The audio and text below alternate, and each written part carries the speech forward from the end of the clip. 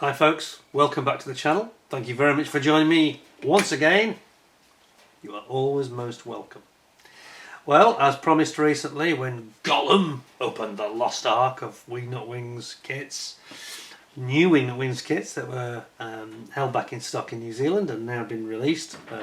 Well, they've all been released, remains to be seen, but as you know, if you've seen my previous Lost Ark video, I promised that we were going to review them, and we're starting today.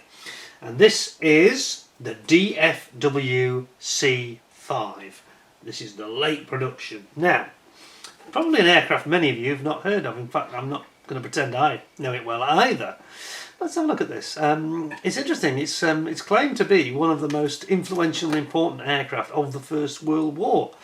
It's got a couple of interesting features. It's got this unequal length top and bottom wing, so I didn't quite make out, but the top wing is actually narrower, the span is slightly less than the bottom wing. But what makes it really special and why it was so important basically was that it's an artillery spotting aircraft, and the Germans had quite a lot of these, and basically these were absolutely pivotal in the First World War. Because getting your artillery, and there was a lot of that, of course, it was really an artillery war. Once the Western Front trenches were established, we had this impasse, lack of any mobility on either side, and it became hell, of course. But the actual positioning of your artillery to hit the enemy in the most effective position was critical, and these aircraft was the one that the Germans turned to. So let us have a look at this, and this, I've got to say, it's a beautiful thing. Look at the way that Wingnut Wings, even the box, the way it's produced, you know, got lovely artwork, this beautiful silver blocked foil effect around the outside, like a frame. So let's have a read of what it says. First of all, I'll show you the side, because it's got some very interesting illustrations of different versions. I'll show you those first. So we have got... There we go. So we've got DFW of Albert Heinl and Eugene Mann of July 1917. Then we've got one called Star, has a star on the side, from July 1917. And then here we have got the Halb. This is a mid 17 to early 18. And then we've got one called Butterfly with a lovely butterfly on the side, as you can see. And that's May 1918. So this is right at the end of the war, of course. And then we've got finally the one that's on the cover, this Gretel Low, which is mid 1918 and right, as we say, right at the end of the First World War. So this was obviously a critical aircraft in terms of the ability of the Germans in the Western Front to actually be able to position and bring in artillery accurately and do aerial photography as well, of course. Let me just read you what it says on the side. So, the DFW C.V is arguably the single most important German aircraft of the First World War. The entire reason for military aviation at the time was to support the war on the ground, and the most significant way to do this was through reconnaissance and artillery observation. A skilled artillery observer in a wireless equipped two-seater could kill more enemy with his index finger in a few minutes than the most skilled fighter pilots could do so in a lifetime. And this DFW C.V is the most prevalent frontline German two-seater of the war.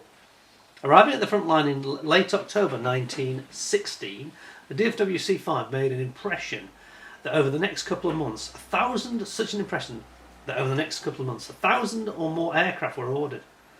Production continued up till the armistice, by which time nearly 4,000 of them had been ordered by the Deutsche Flugzeugwerk. So that's the German aircraft works, basically. Automobile and aviatic. They ordered, DFW ordered 2005 and aviatic 1400. And the here we go, I'm going to murder this, aren't I? Luftwehrschaft LVG 400 and the Halberstadt Flugzeug 150. Late production DFW C.V, depicted in the kit set, featured a radiator mounted in front of the top wing. Gosh. Ply-covered fuselage with an aerodynamic nose and spinner and an aluminium cowling fully enclosing the engine. The top and bottom wings were of conventional wood and wire construction, while the ailerons and the entire tailplane were assembled from welded steel tubes. The incredibly versatile DFW C.V was used for reconnaissance, artillery observation, bombing, and as a two-seater fighter and even ground attack aircraft, and also as a trainer right up until the armistice, and served post-war with numerous other European countries. Most interesting. So, let's get into it. Let's take off this beautiful lid. Oh, okay. Pop that over there, it won't come to any harm. Of course, as you know, we won't be opening any bags, but that's the way it goes with these. So this is literally the first sight I've had. It's the first time I've had a chance to open any of them properly and have a look at what we got. Here we go. Spruce feel very heavy, I've got to say. Look at that, the beautiful, beautiful instructions. What makes these kits so special, I think.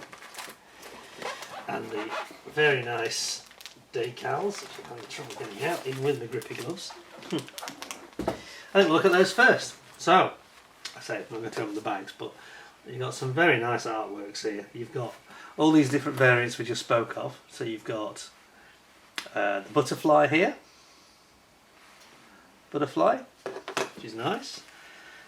Here we've got the star. Three-pointed star, looks like Mercedes-Benz, doesn't it? Interesting.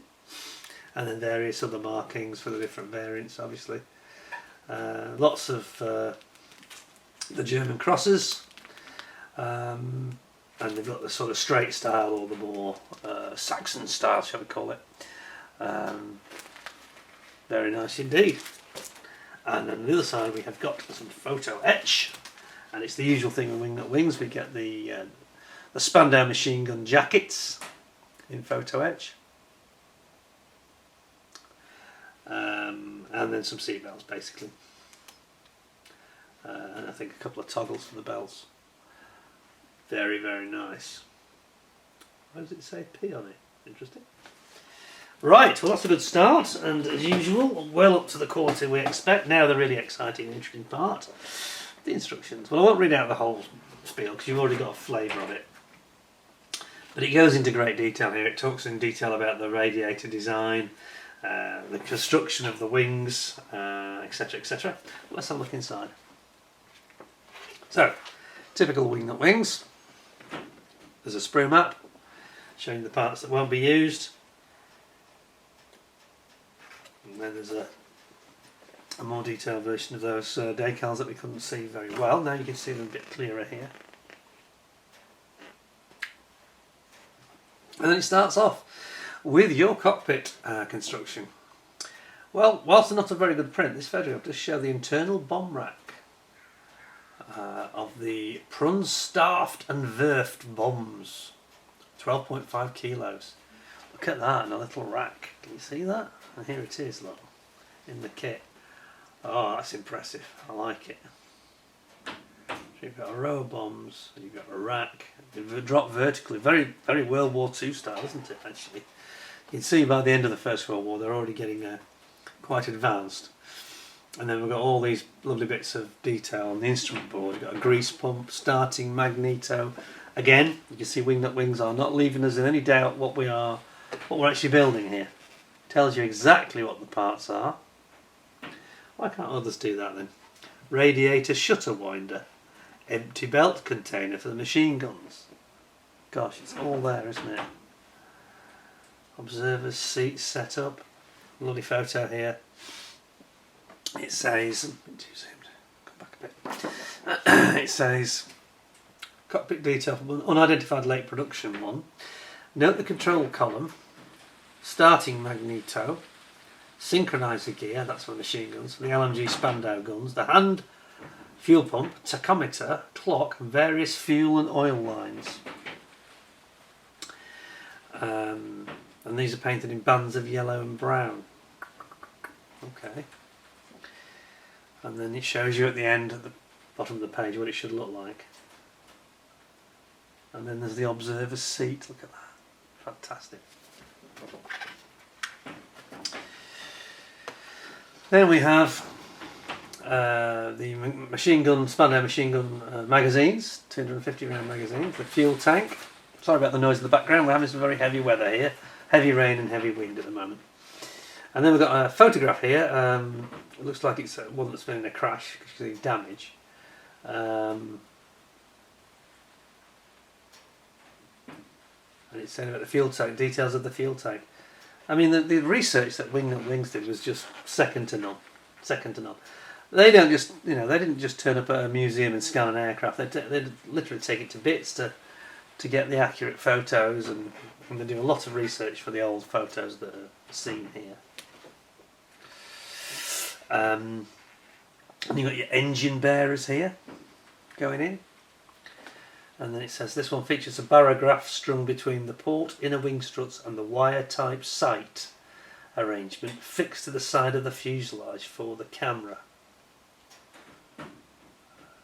And a wire type sight. Okay, that's this arrangement here, I think. And then over here we've got we've got our interior rigging. Oh, these are words that always strike fear into my heart. And this is the one thing about Wingnut Wings I probably won't enjoy too much. But hey, if you're going to build an accurate scale model, you have to do it, don't you? And then you've got this beautiful interior painting guide. I find this just unmatched. The only other manufacturer I think that's come close to this is actually Gas Patch. They copied this style where they showed the colours on that Comet 163B. Anyway, so it's showing you looking forward and looking back. Look at the seat that the pilot sits in. It's like some great grand armchair, isn't it? Look at that. That's fantastic. So it looks very comfortable. And then on the next page we've got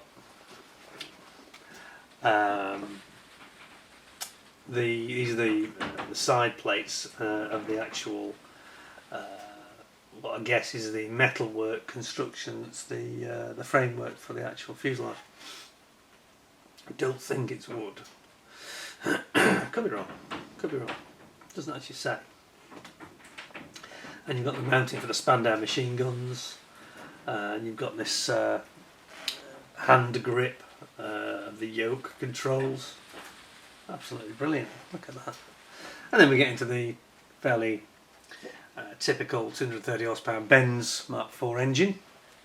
Some lovely photos there of the what is it, 6-cylinder engine, inline 6, synchronizer gear. That's for the machine guns, of course, at the front, Spandau guns. That's how it was able to fire through the propeller spinner. And then it shows it how it goes and how it gets mounted in. These photos are taken to accompany the airboard report on the Benz Aero engine, published in 1917. It says here at the bottom, a destroyed Benz engine Mark IV detail from an unidentified late production DFW built C5. Note the throttle linkages, push rods and the rocker arm details. Again, they include these photos to just give you that little bit more info. And you can see this detail like the rocker arms and the push rods and linkages, etc. there. Fantastic. It's absolutely brilliant, isn't it? Then we've got, I think it's going to be a long review, this one. Then we've got our fuselage sides going in here for the rear and the front, and you've got a few holes to drill, obviously. Tells you about where to paint, where the machine gun, the Spandau machine gun cover is. There's a gun channel, winter cowling. Obviously, that's to keep it from freezing up. Winter cowling and the machine gun cover. So there's obviously a little bit trying to keep heat on the engine when it's very cold. And then on this side, we've got one that's gone a bit wrong. Come to grief in a field, allowing us a rare chance to see the underside details. Note that the wings have been covered in 5-colour lozenge fabric, applied span-wise and then painted with a transparent light blue before the edge tapes were applied. Good lord. Does look like a model aircraft, doesn't it, that? And they're showing Again, some zoomed in detail there. Absolutely brilliant. Then we've got the underside of the fuselage here. Zoom in a bit for this. There we go. And then we've got a hole for the large camera. This is critical on this aircraft because that's its raison d'etre, of course, is photography of the trenches and the front line. And then you're going to build up your Spandau machine guns. Now, we've talked about this before. You get two versions in the kit. You get a plastic version, or you get one that's just the sort of barrel, and then you cover it with the cooling jacket, the outer cooling jacket, which is in photo etch. Or, third option, of course, you can just buy in some really nice resin ones. And I've mentioned this before, but from what I've seen, my personal recommendation actually on a Wings kit is probably to get your guns from Gas Patch. It's the one and only addition you probably need to make to the kit. Gas Patch in Greece. I mentioned a few seconds ago about the ME-163, but they make the most beautiful guns for World War I aircraft, and they're all sort of resin and brass, photo etch, etc. Beautiful. Anyway, back to this. So, some nice photos here. Again, this is what you just don't get from other manufacturers. So what have we got? It says here, this is Black 2, it's fallen into French hands, this one. And it says, note the interestingly muddled interpretation of the fuselage on the March to April 1918. Changed from a curved Eisenkreuz, that's the German cross, of course, which I always forget the name of. And it's gone to a straight-edged Balkenkreuz in the one below. There's two photographs here. So,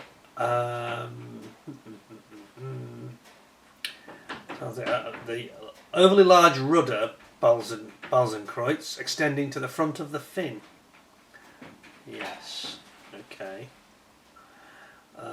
The oval hole in the fuselage above the French soldier's head is where the aileron cables and the items sticking out from the observer's cockpit are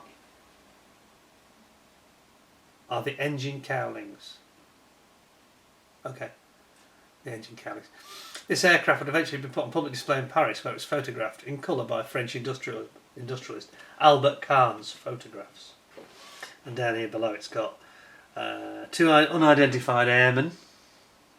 Let's see a bit more for this. It's worth it. Two unidentified airmen. Note the Parabellum machine gun, flare rack, engine and exhaust detail of the aviatic, am I saying that correctly? Yes, I am. Style louver of the louvered hatches on the engine cooling. This is a 1918 production machine. It's fitted with the older IMG 08 Spandau gun. Wow. Still looks a big gun now, doesn't it? To be honest. Anyway, back to the kit. Here we have these winter cowlings, these different versions. It's a bit like Formula 1 cars, you know, when they go to a hot climate, they have much more open cowls, and when they're in Europe, in Belgium or the British Grand Prix, they have very small vent holes. Same here. Telling you how to paint and exactly how to cut the slot in the cowling. Cut slots if you are going to install the winter cowling, paint inside, etc, etc. Radiator and nose detail here. These radiators look brilliant, don't they? Look at that, look at the photographs. Isn't it lovely? Engine cowling and radiator pipe detail from an unidentified aviatic built DFW C.V, and then it shows you the front view of how the radiator should look. Winter cowling, radiator pipe, monkey and goggle wearing dog detail. Monkey and goggle wearing dog detail.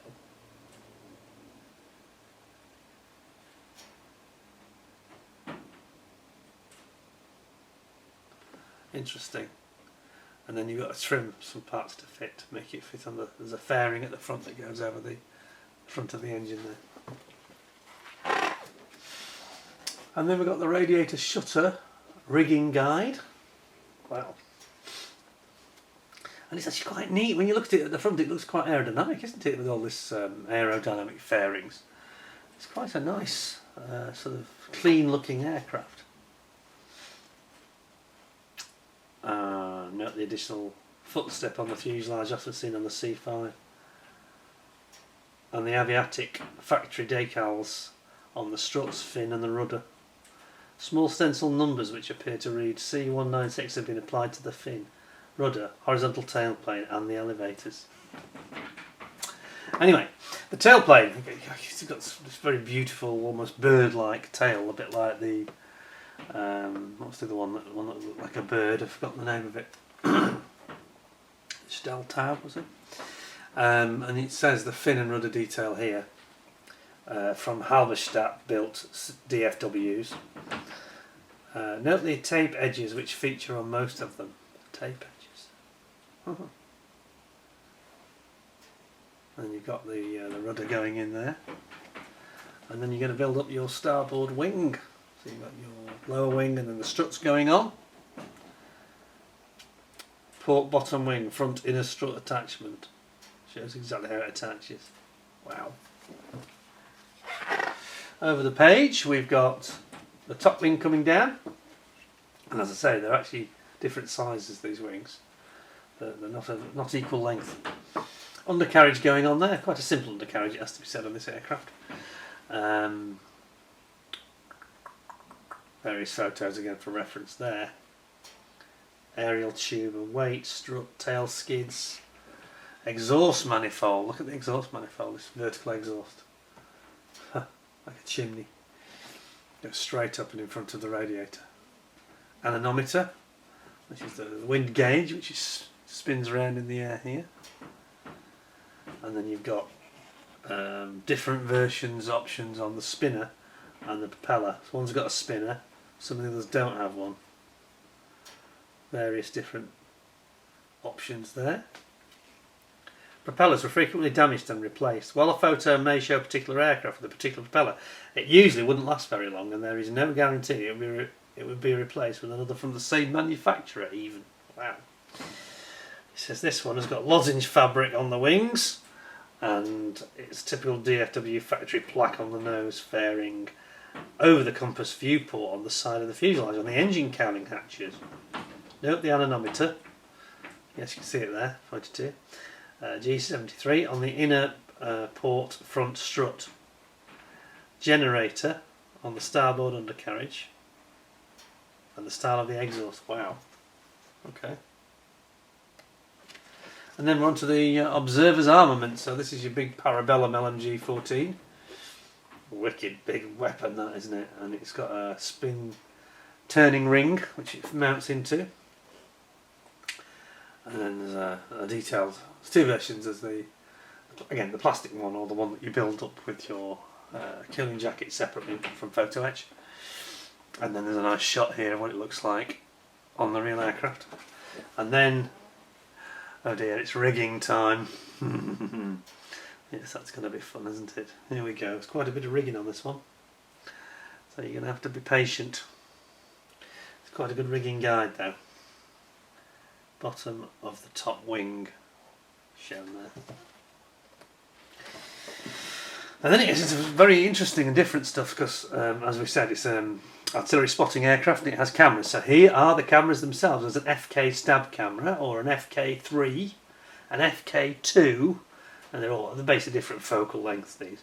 And you got your, oh, look at this, look at this. Oh, this reminds me of the Roland, look. You've got handheld camera, homing pigeon box, teddy bear. We actually get a toy bear as well. That's fantastic. Barograph, step ladders, flare pistols. Oh, this is too good. Too good. And there's a photo of all these different cameras, look. Different versions. So basically they're for different zoom lengths, basically. Crash and recovery of one. It's had a bit of a prang here. Looks like it's gone right down. And it says here, note the style of the exhaust, because it's gone right in this. You've seen the top of the plane, aren't you? Huh. Yeah, it's just drawing your attention to some of the markings as well there. And then we've got the paint scheme starts. You may pretty much finish your build by this time. So we've got, this is the Harnell, Albert Hainel and Eugene Mann. and there's actually lots of lovely photographs to support it, talking about position of the flare racks and some of the details for the markings. Can't go wrong with that, can you? And then we've got the star, which has got this like a three-pointed Mercedes style star, but without the circle around the outside. And again, real examples of the actual aircraft. And there's a nice shot of it at the factory by the look of it. Amazing. And then you've got, this is the Halberstadt one. This is got this rather nice sort of a camo pattern to it. And there's a picture of one that's come down here. Whoops. It said it was almost brand new when it was photographed following this incident. The elaborate camo pattern sprayed on the fabric surfaces is visible. Fuselage and the upper surface of the cabane struts have received the same treatment, but with additional speckled finish. Wow. Oh, yes. Fantastic. The sort of thing that probably got knocked on the head toward the end of the war. That looks like he's just gone and had an accident on takeoff and he's just nosed in with the propeller, hasn't he? Not a major crash, I don't think. Very nice. Good photo. Very good photo. And then we have the butterfly. So that's a very interesting version. Again, based on the real aircraft. Produced in February 18, this one.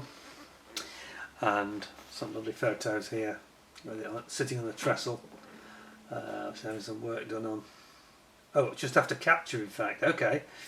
Note the dark patched areas of the fuselage where the oversized muddles, Eisenkreuz markings have been overpainted. Thin, straight-armed and open-ended style of post. On the Eisenkreuz was taken right to the rudder. Note the flare rack. Great photos there, look at that. British captured it apparently. And then finally you've got the one that's on the cover of the box, which is Gretel. And this rather strange pale sort of greeny style to it. And some lovely photos to go with it. Yeah, very nice. Had a serious landing accident and waits repair here, blimey. That's really had a big crash. It's the tail's gone, the rudder's gone, the wings have gone at the ends. Quite a big prang, I think. And then right at the end we've got some lovely photos of a whole squadron of them. That's really nice, and it shows different versions, mid-production, late production. And again some shots of it in flight.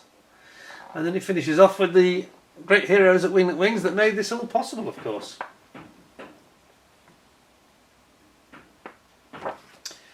Richard Alexander's there. I've actually met him. He was at Telford Scale Model World. He now works for Qatar Models, of course. More on them in the not too distant future. So there you go, another absolutely classic. I didn't rush through there because I just wanted you to see it, you know. There's a reason that Wingnut Wings have rated so highly. We may not all be mad about World War One aircraft, but wow, nobody ever did it as good as that, did they? So there you go. So we'll have a look at the plastic, but we're not going to take them out, so it's going to be a little bit of a few reflections, I'm afraid, but that can't be avoided really. Let's have a look at these then. Here we've got the undercarriage. I'll tell you what, I'll have to move some of this, I think. I've actually got two of these sprues, undercarriage sprues. Bit of a duplicate. There we go. So, some very nice moulded parts there. You've got your wheels and your tyres. Got your cabane struts for the wings here as well. The usual quality of moulding, which is absolutely superb. There's two of those. Then we have got the engine sprue with the Benz engine. And we also, interestingly, they've actually got attached, allied to it, they've got the machine gun sprue with the Parabellum and the Spandaus. Parabellum being this big one here. And you've got, is that the right way around or is it the other way around? I'm not sure now, I think that might be the parabellum actually. But you've got here some mighty looking machine guns, it has to be said. Very, very nice indeed. And they've got the ammunition rotary canisters. What's the word I'm looking for? My mind's gone. You know what I mean, the ammunition boxes. Ammunition drums. And then we've got the engine with all its cylinders here. You know, I have to say that they do such a beautiful job of these engines, the way they make them. Absolutely gorgeous, really is. And then you've got, I think that's the heat shield, isn't it, for the exhaust? Is that the sump? The sump, actually. And then we have got some clear parts, not very many of them. Just a little windshield at the front. And I think this is the window where the cameras are underneath. And then we've got some nice, interesting stuff here. Let's zoom out for this bit. So we've got all these different propeller options, all very strikingly different looking propellers here. Zoom in a bit. There we go. Look at those.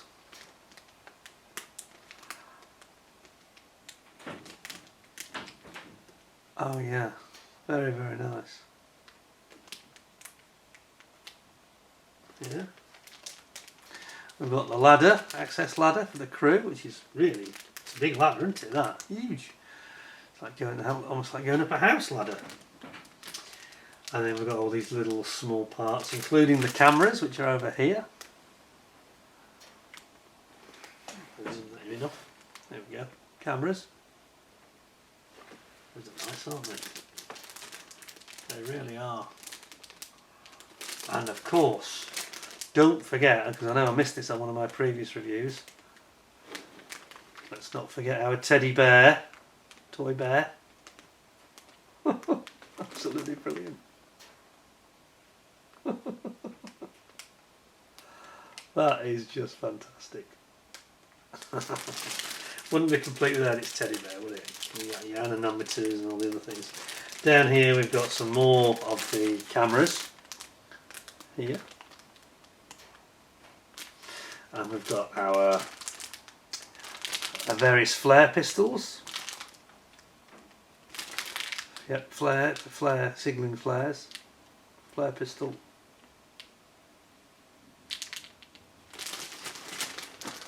And again here. There we go. Very good. And then, wow, there's quite a lot of sprues, I've got to say. There's plenty of this kit. Then we've got our big sprue. It's got all the tail planes and the rudders on it.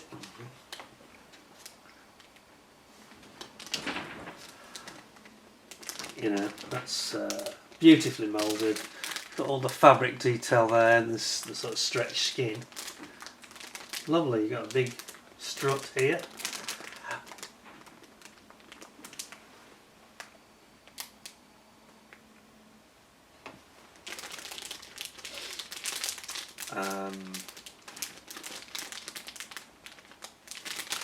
Just lovely, isn't it? Absolutely beautiful plastic, really.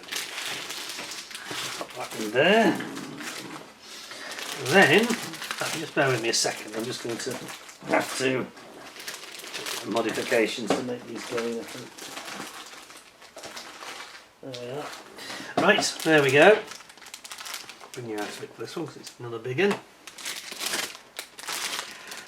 This is the engine, one that's got all the engine exhaust, and yet more of the propeller options. Look at these propellers. This is another sprue of propellers. That's incredible.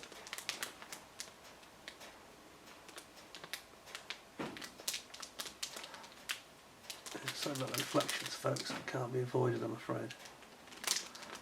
Trying to get you a down angle like that. And then you've got all these manifolds, the exhaust manifolds, different options there. And then you've got these different options that we talked about with the winter or summer, the vents, the cowlings that's got different vent holes in it, Some are more open than others, some are more open as the summer, and then they're more closed for the winter. Isn't it nice? It's a nice sprue, that is. This is the chin section that's just behind the back plate of the spinner. It's a beautiful sprue. Fantastic. Then we have the fuselage itself. This is another big one. So we've got the fuselage, all wood construction of course on the fuselage itself. Got your wing struts here.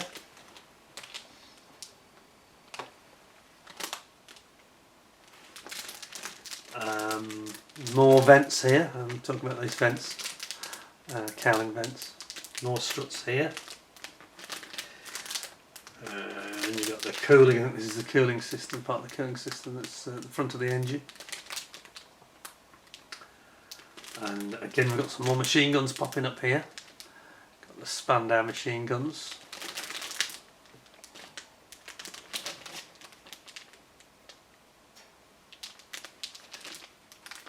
Reduce that glare, there we go. Very nice sprue. Again, gorgeous, gorgeous, gorgeous. Absolutely stellar. And you just know this is going to fit nicely as well, you know. And then, the last two sprues, we've got the wings, which is huge. Look at these, a big, big wing plane. So one's got like almost like a completely elliptical, almost Spitfire-like, rounded off wing. And then the top wing, I think it is, yeah, the top wing is a little bit more conventional in shape. See that? That's the top wing. You can see all the lovely rib detail from the tension of the actual the ribs itself. Should we get this too well here? And then this is the more rounded one. This is the lower wing. And you've got the fine rib detail underneath as well.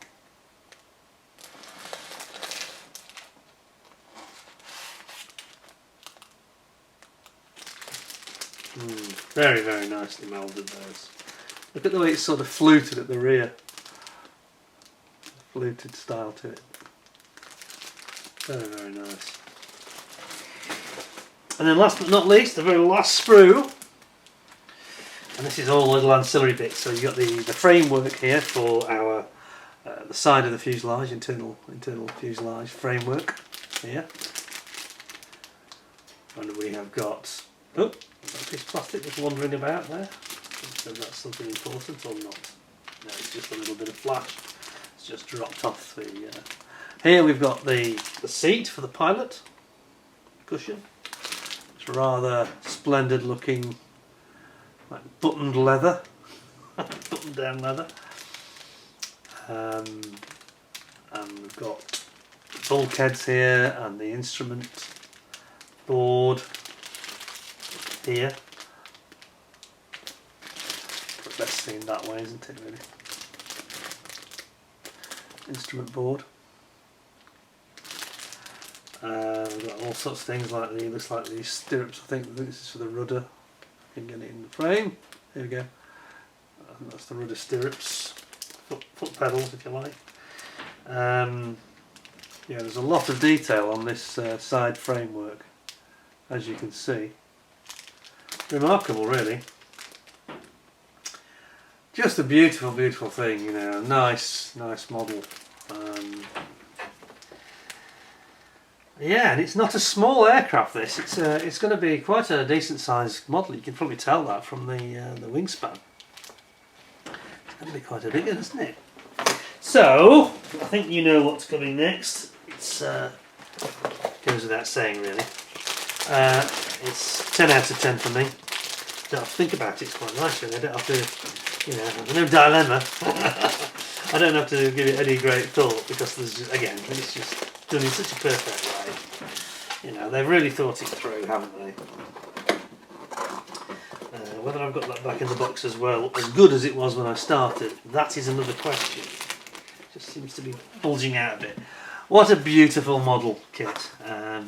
They say high quality model kit set. Well, that's putting it mild, isn't it, really? They're just a thing of beauty, aren't they? You know, we may never see their like again, but I think that there's been a lot of talk on some of the forums, and also comment that I've had when I've been critical of some kits. People seem to accept just being walked all over by the manufacturers. You know, I mean, this is obviously the ultimate in terms of what we've seen so far in the history of model making, I think. But I think that whilst we perhaps can't expect every manufacturer to be able to hit that, you know, high standard in every respect, they can try. You know, they can get better. And I do feel that, and this is what annoys me a little bit, people seem very complacent and very prepared to just repeat the excuses that get peddled about, especially with social media these days. Oh well, they can't. It's because they're Chinese, or it's because this, or it's because that. There's no excuse. You know, they're trying to be a major world player. You know, I'm not picking on any particular one. I'm not even picking on the Chinese here at all. But if you want to be a major manufacturer and you want to have a premium, what's considered a premium product, you need to produce a premium quality effort at least.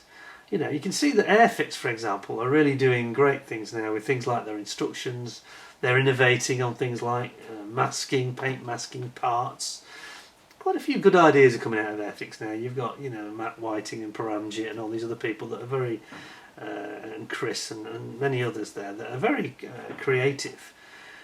They're not going to hit that standard, I know, but at least they're being clever and being creative, and they've got clear instructions, and we're not getting that from many manufacturers, and we should not. It's my rant, here it is. Just shouldn't accept it. You know, we've talked about Kinetic, obviously. £75 for a Harrier kit is ridiculous. It's worth about £40. Yeah. These, you know, I had this conversation previously. Somebody complained that they were expensive, and they're clearly not. That was, I think this particular kit, I'm not sure that was 70.